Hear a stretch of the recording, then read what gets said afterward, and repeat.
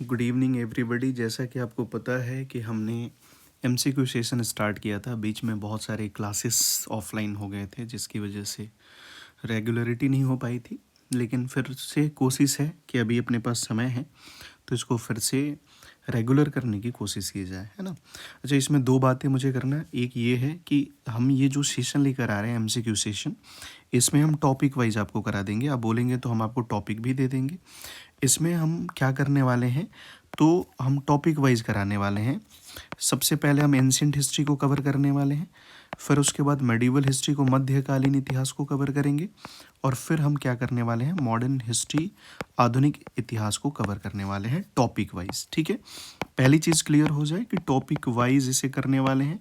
उसके बाद ये जब हो जाए तो एक और सेगमेंट लाने की कोशिश है कि ancient history, medieval history, modern history और वर्ल्ड हिस्ट्री, है ना, और आर्ट एंड कल्चर और पोस्ट इंडिपेंडेंस। ठीक है, ये सारे जो भी अपने हिस्ट्री के सेगमेंट हैं, इसके हर टॉपिक के जो क्रक्स हैं, उस क्रक्स को हम 5 या 10 मिनट के सेशन के साथ उस टॉपिक को डील करते हुए नज़र आएंगे। ऐसे हमारी कोशिश है। ये मैं लास्ट में आपको बताऊंगा। ये चीज़ें आप मुझे बताना कि क्या मैं ऐसा कर सकता हूँ कि नहीं, आपके लिए नए साल में कुछ नए तरीक़ों का प्रयास, जिससे आपकी स्टडी में, आपके प्रिपरेशन में आपको मदद मिले। ठीक है, तो इन दो बातों में पहली बात ये है कि ये टॉपिक वाइज एमसीक्यू करने वाले हैं। दूसरी बात, इस 5 क्वेश्चन जो कि लेकर आए हैं, तो इसके लास्ट में अपन उसको बात कर लेंगे, है ना। तो आइए बिना देर किए हुए पहले क्वेश्चन को देखते हैं। भारत के प्राचीनतम पंचमाग्ड सिक्के, भारत के प्राचीनतम पंचमाग्ड सिक्के मुख्यतः किस धातु के बने होते थे। अच्छा, इसमें आप इस चीज़ को देखना सर, पंचमाग्ड को क्या कहा गया, हिंदी में आहत सिक्के भी कहा गया, या फिर पंचमाग्ड कॉइन भी कहा गया, है ना। अच्छा, सिक्कों का विकास तो तभी होगा, आप इस चीज़ को समझते रहना, सिक्कों का विकास तो तभी होगा जब आर्थिक अभ्यास के बाद, देखना दोनों अलग अलग चीज़ें हैं, आर्थिक अभ्यास के बाद आर्थिक अर्थव्यवस्था या फिर अर्थव्यवस्था का रूप आ जाए, है ना। अर्थव्यवस्था का जब रूप आया एंशिएंट हिस्ट्री में, तो वो जब दौर था उसका नाम था उत्तर वैदिक काल, जिसे आप लेटर वैदिक कहते हैं। अच्छा, उत्तर वैदिक काल में आपने ये भी देखा होगा, उसके पहले या उत्तर वैदिक काल दोनों में वस्तु विनिमय प्रणाली मौजूद थी। लेन देन, हमने भी आइसक्रीम खाई होगी सर, चावल गेहूं देकर आइसक्रीम वाले को, है ना। तो वस्तु का लेन देन, बार्टर सिस्टम, वस्तु विनिमय प्रणाली। फिर इसकी जगह एक इम्पॉर्टेंट मेटल ने ले लिया जिसे हम निस्क कह रहे थे, और यही निस्क आगे चलकर लेन देन के से जो जुड़ा था 6 सेंचुरी BC आते आते हमने देखा कि सर आहत सिक्के आ गए। आहत सिक्के आ गए जो मुख्यतः चांदी के होते थे। किसके होते थे सर, चांदी के। लेकिन ध्यान रखना है, पूर्णतः चांदी के नहीं है, मुख्यतः चांदी के हैं, पूर्णतः चांदी नहीं है। ठीक है, दूसरी बात, आहत सिक्के आए तो इनका ज्योमेट्रिकल शेप जो था वो बहुत क्लियर नहीं था और अस्पष्ट था। अब देखोगे पेड़ के, किसी जानवर के, है ना, कोई भी सिंपल दे देना, ठप्पा लगा के वो सिक्के ऐसे चलते थे।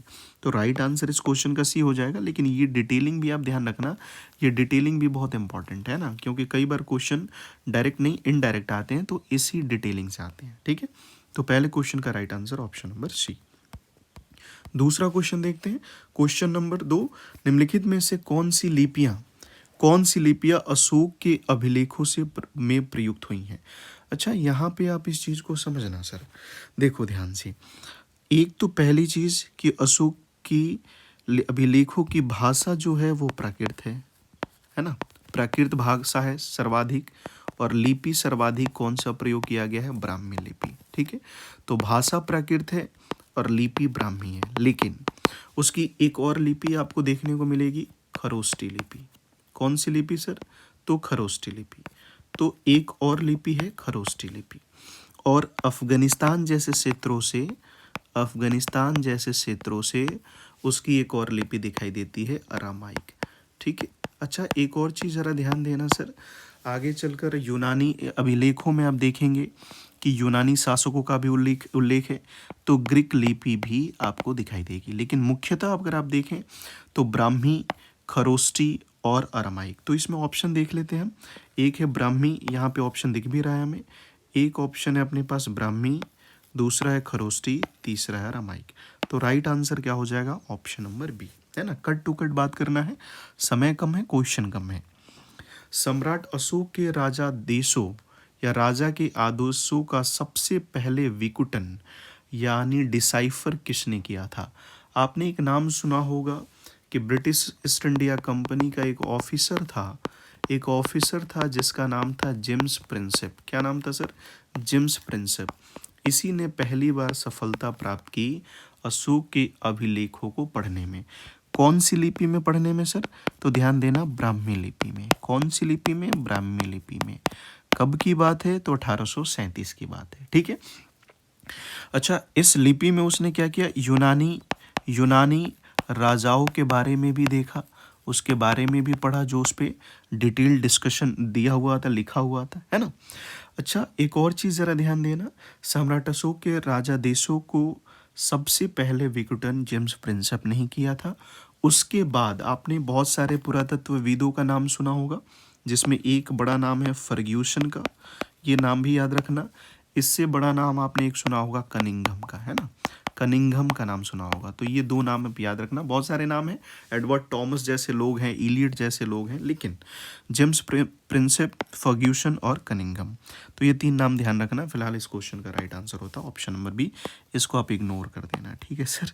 चलो, निम्नलिखित में किस काल में सर्वप्रथम कृषि उत्पादन शुरू हुआ था? अच्छा, कृषि उत्पादन की अगर बात करें तो कृषि उत्पादन की अगर बात की जाए तो आपने देखा होगा कि जब कृषि उत्पादन शुरू हुआ तो उसी समय, उसी दौर को क्रांति का काल भी कहा गया। क्या कहा गया सर? क्रांति का काल भी कहा गया। अच्छा, वो समय कौन सा था? वो समय था नवपाषाण काल। जहाँ कृषि होगी वहाँ लोग रहेंगे, और लोग रहेंगे तो ग्राम का विकास भी होगा। क्या होगा सर? ग्राम का विकास, गांव का विकास। तो वो समय रहा नवपाषाण काल, जिसे न्यूलिथिक एज कहा जाता है। और यहीं पर मानव द्वारा पहली प्रयोग धातु कौन सी थी? तांबा थी। ये भी ध्यान रखना है। प्लेस की बात करें तो प्लेस का नाम है मेहरगढ़ से ये प्रमाण मिलता है, और एक है लहुरा देव से, है ना, लहुरा देव से। लेकिन स्पष्ट प्रमाण अगर आप देखें तो मेहरगढ़। तो राइट आंसर क्या हो जाएगा? ऑप्शन नंबर बी, ठीक है सर। आज के सेशन का ये लास्ट क्वेश्चन है, क्वेश्चन नंबर 5। एक तरफ लेखक हैं और दूसरी तरफ उनके क्रिएशंस हैं, तो इसको ज़रा बताना है कि इसका आंसर क्या होगा। देखो, मेगास्थनीज के बारे में अगर बात करें तो बिना देखे हम तो ये समझ सकते हैं ना कि इंडिका इसने क्या करी? इंडिका लिखी, है ना। अच्छा, टॉलमी का नाम बार बार आता है, तो इसने क्या लिखी सर? जियोग्राफी के बारे में बात कर सकते हैं, जियोग्राफी के बारे में बात कर सकते हैं। प्लिनी का नाम आपने सुना होगा, तो ये नेचुरल हिस्टोरी का इसने क्या लिखी? बुक लिखी। वेनसांग की पूरी यात्रा किस पे जाती है? सीयूकी पे जाती है। तो राइट आंसर अगर हम देखें तो मेगास्थनीज का 3 हो गया, टॉलमी के ज्योग्राफी 1 हो गई, और प्लिनी का नेचुरल हिस्टोरी का 2 हो गया, और वेनसांग का 4 हो गया।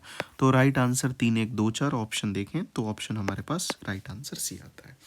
तो ये 5 नंबर क्वेश्चन का right answer option number C है। अच्छा, अब कुछ चीज़ों के बारे में बात कर लेते हैं। देखो ध्यान से, इस सेशन जो भी हम एमसीक्यू लेकर आएंगे, जो भी टॉपिक आपके लिए लेकर आएंगे, इसके लिए आपको अलग से टाइम नहीं देना है। फिर से रिपीट कर रहा हूँ, अलग से टाइम नहीं देना है।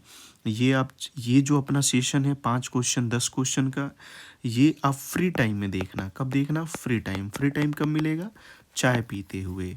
कब मिलेगा सर? मोबाइल चलाते हुए। कब मिलेगा? कहीं वॉक पे जाते हुए। समझ रहे हो? तो फ्री टाइम में इसको देखना है, पहली चीज़, ठीक है। चाहे वो टॉपिक वाइज एमसीक्यू हो, या फिर हम जो दूसरा एक सेशन लेकर आने वाले हैं, जो ancient history, medieval history, modern history, इसमें पोस्ट इंडिपेंडेंस भी ऐड कर देना, वर्ल्ड हिस्ट्री और आर्ट एंड कल्चर, ठीक है। इसके हर टॉपिक के छोटे छोटे क्या मैं वीडियो बना दूँ, 5 मिनट 10 मिनट के, जो आपके प्रिपरेशन में काम आ जाए। अगर आप चाहते हैं तो आप ज़रूर कमेंट करके बताना। इस वीडियो को देखने के बाद ऑफलाइन कमेंट करके बता देना क्लियर रूप से, यहाँ सर इसे आप स्टार्ट करिए, ठीक है, ठीक ठाक कमेंट करना जिससे उत्साह बनी रहे, क्योंकि बहुत मेहनत लगती है वीडियो को शूट करना, सब चीज़ खुद से करना पड़ता है। ठीक है सर, तो मिलेंगे आपसे नेक्स्ट वीडियो में, तब तक दीजिए हमें विदा। बहुत बहुत शुक्रिया आपका, बहुत बहुत धन्यवाद।